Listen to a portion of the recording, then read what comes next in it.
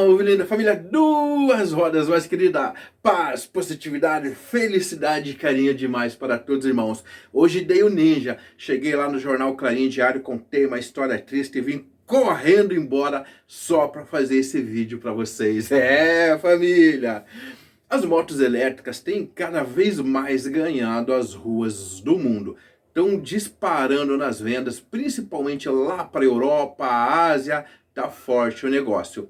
E talvez o irmão não saiba, entre as 10 maiores do mundo, já tem duas que produzem só motos elétricas.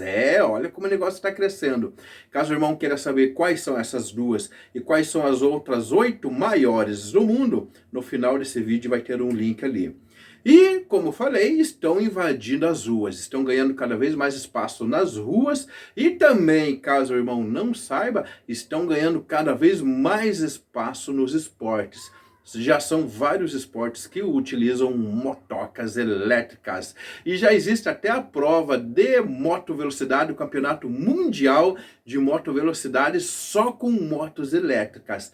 E a dona Ducati apresentou aí a sua motona nervosa, linda, irada, com motorzão apimentado só na eletricidade. Eu nunca tinha escutado uma moto de competição na eletricidade e me chamou a atenção o barulho do motor.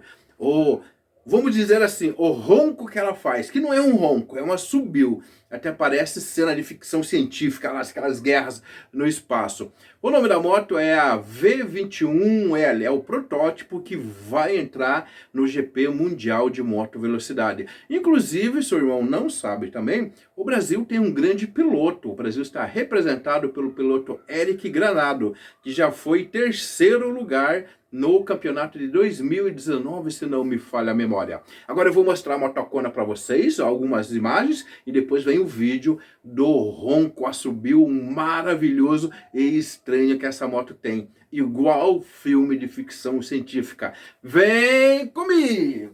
Essa maravilhosa, linda, apimentada e futurística máquina é a novíssima V21L, protótipo da Ducati que logo deve ganhar as pistas do Mundial de Moto Velocidade. Para efeitos de conhecimento e curiosidade, a sua potência máxima é de 110 kW, traduzindo aí para as motos a combustão, cerca de 150 cavalos de potência máxima, com um torque máximo de 14,3 kg. O seu motor pesa apenas 21 kg e no total ela carrega 125 kg, dos quais cerca de 50% é da sua bateria.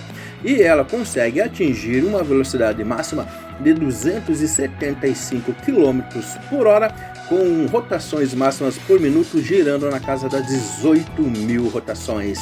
Uma super mega máquina. Agora vamos escutar o som maravilhoso dessa máquina feroz.